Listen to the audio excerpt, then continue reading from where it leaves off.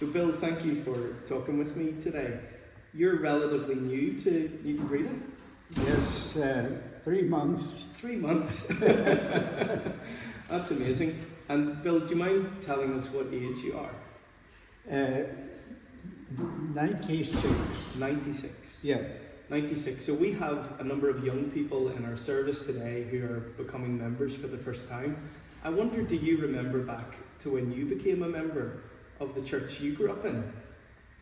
Yes, I was a member of Windsor Presbyterian Church on the Lisburn Road, and my father was a missionary, so he wasn't often at church with us. He had a job in Church House, convener of foreign missions. So it goes back a long way. I wasn't baptized in that church because I was baptized by an old missionary. So I can go remember sitting with my mother in church, pew 52, and I must have been about 4 or 5, and I was in Windsor then until I went to university. So Sunday school, church every Sunday. And it's lovely that we'll be celebrating Easter Sunday morning with Windsor, known now as Southkirk. Oh yes, for yes. the dawn service, and they'll be baptising some new members into the congregation. So yes. It's lovely to have those links. And Bill, we discovered a link together when we chatted this week, going back to Armagh and to Milford. Yes. Where my mother's family are all from. Yes. And Ina House was the name of the house. And the gate in with Ina House on is clear. But there's no house where Ina House was. They built a mansion. Yes, you were back to see it recently. Yeah. And then your father had a connection with First Armagh. Yes, and that's right. And you said he was a missionary. Where did he serve then? He served in India. And before the 1914 war, he was out in India. But he had been working in the church as a missionary agent, and then they appointed him convener as a missionary. So he went out there for about 10 years. My mother went out there because of the war, and they couldn't get back, so they were there for 10 years, then they came back to Belfast. Back to Belfast. And then, Bill, you didn't follow your father into the mission field overseas, but you go into ministry. Well, that took a long time. Did it really? My mother wanted me to be a missionary doctor. Wow. My interest would have been China, but when I grew up a bit, I went to school and so on, went to Queen's, I studied economics, and the church was furthest from my mind. And so I went into transport. The Ulster Transport Authority was bringing together railways, buses, and road transport, and they wanted to train a new lot of managers. So I was in that for a couple of years. And in Ballymoney I was working, and Dr. Harry Waddell was the minister, and we got friendly, and he said, I think your heart's in the church. And he was right. He was an old-fashioned guy, but he was right. He got me onto the right road. Yes. So I was quite old when I came. And where did you serve then? In ministry? So my first year before was in Sheffield, in the Sheffield Industrial Mission, with Ted Wickham, who was really a pioneer in Sheffield. And then he said, you'll have to go back to Ireland. So I went to Larne and Garden Moor, and they had a big area, new housing, Craigie Hill. Yes. And I became the first minister of Craigie Hill. We were there for 6 years. I met Mabel. She came to build the house, to help us build the church, and she took it very seriously. And then we moved to Belfast to try and start some industrial missions. But the troubles blew up, and we were we just couldn't really get it. The churches were trying to work together, but that didn't work. So then Eglinton gave me a call. Rupert Gibson had been in charge, and I was 25 years in Eglinton. I'm very happy. And much love there, because I say that because my friend has just been installed as the new Oh, minister, yes, Matthew Horner, and at his service they mentioned that I think they'd only had 4 ministers maybe before Matthew. They've had all few much members, 6 ministers since 1850, you know. It's incredible. They stay there. Yeah. So it's lovely to make these connections, Bill. So it is. Yeah. And Bill, today is, Easter Sunday. Yes. When we'll be watching this in church. And I wanted to ask you, as we welcome our younger members, or younger folk into membership today, what does Easter mean for you, Bill? Well, Easter time used to mean holidays. I was young for a long time.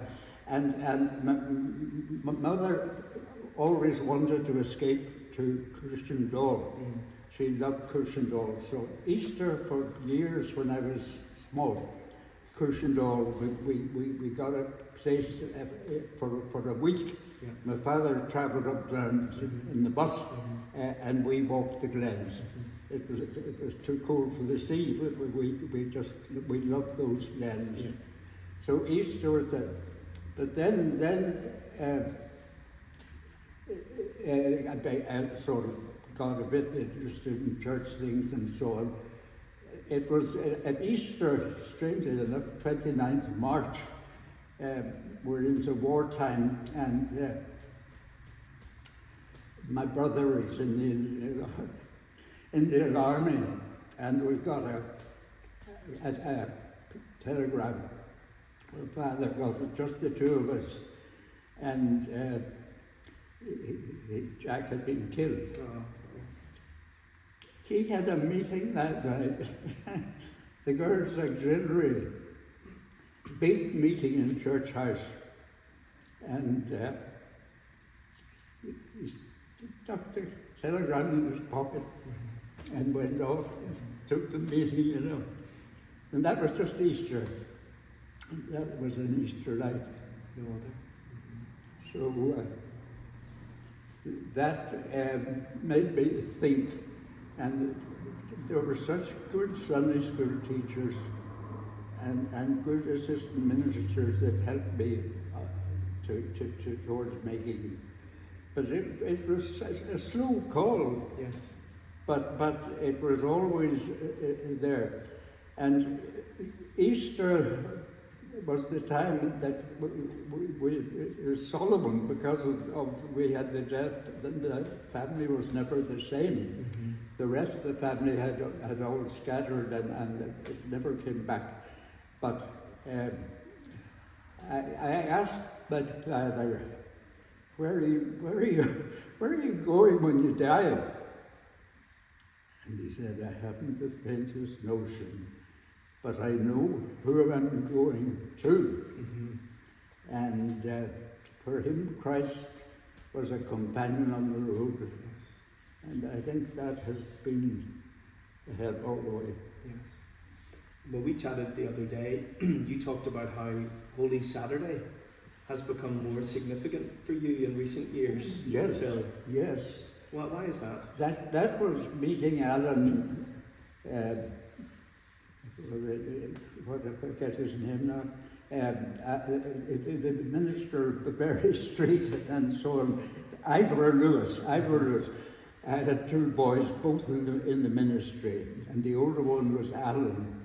And he had a big brain, and he became a professor in the southern states in America.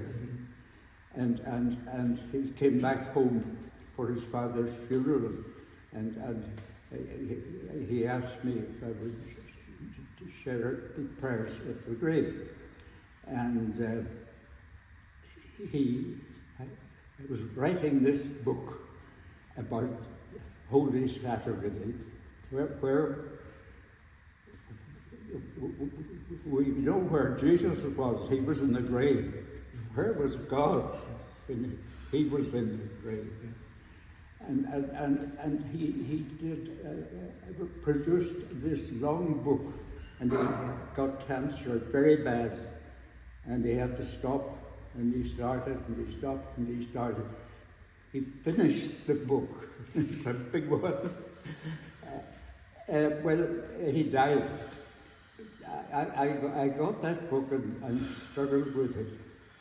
I still don't really understand it, but I got a lot of Alan Lewis, and I admired him. Our church sort of just couldn't go with him. His brother was a great evangelist, and Alan was regarded as really sort of in the wrong ship. Okay.